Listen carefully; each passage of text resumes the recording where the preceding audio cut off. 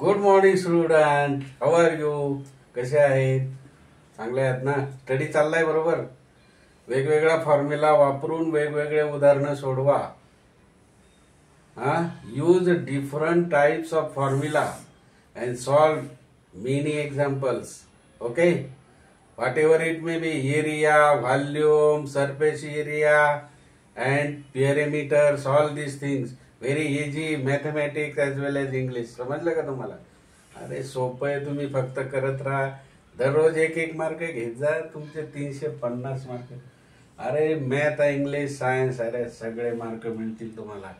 एक क्वेश्चन देणार आहे आपण. हे बघा, सिलेंडर आणि क्यूब आहे. कर्व सरफेस एरिया ज्याचा आहे, if height HEIGHT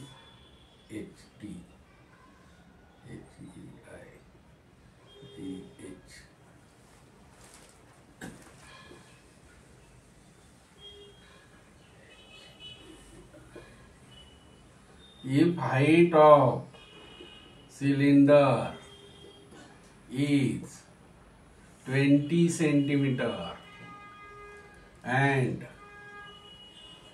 radius is 21 centimeter, find surface area of cylinder. Okay, आता काय करायचं? तुम्ही दिलेल्या गोष्टी गिव्हन, काय काय गिव्हन दिलंय बघा. 1 काय दिलंय? हाईट किती दिले? h = 20 centimetre. अजून दुसरं काय दिलंय बघा? रेडियस दिलंय. किती दिलंय? r = 21 सेंटीमीटर, बरोबर. आणि दुसरं काय? आता द व्हॅल्यू ऑफ पाय = तुम्हाला काल सांगितलं होतं किती घ्यायची? 22/7 किंवा 3.14.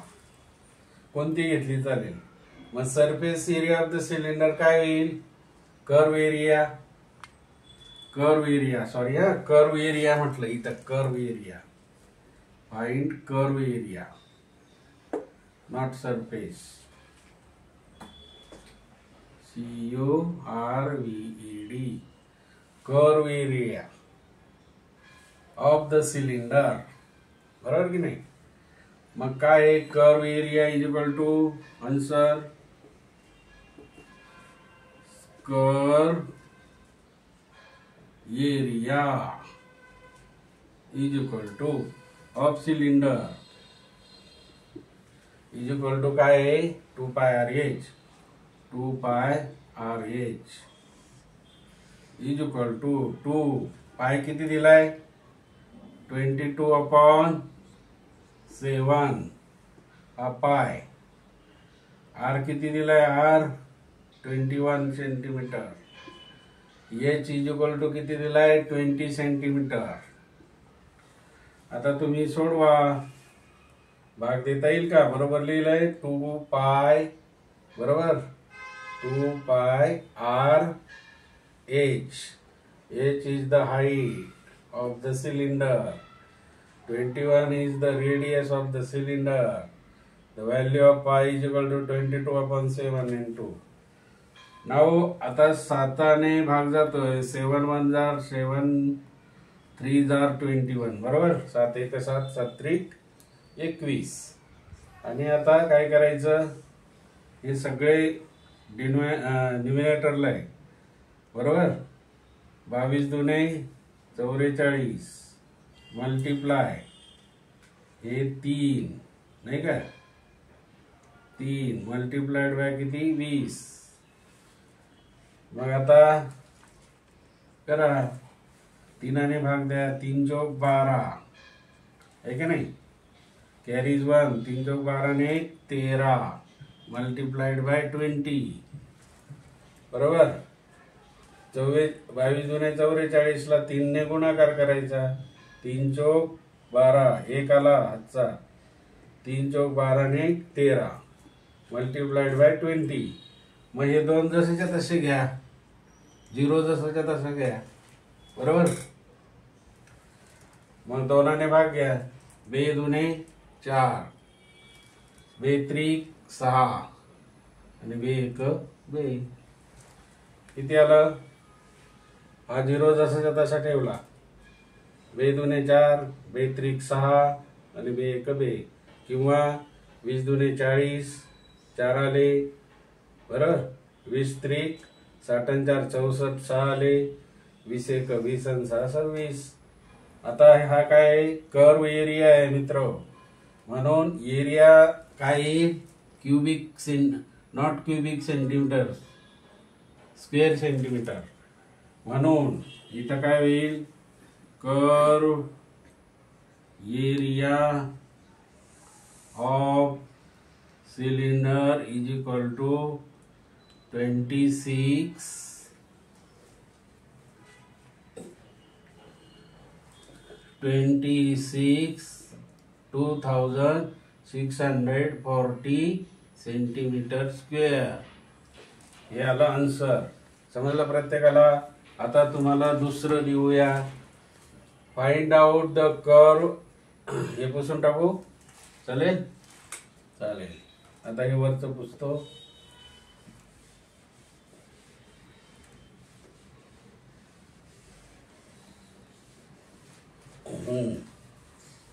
क्वेश्चन हा तुम्हाला सोडवण्यासाठी आहे. HW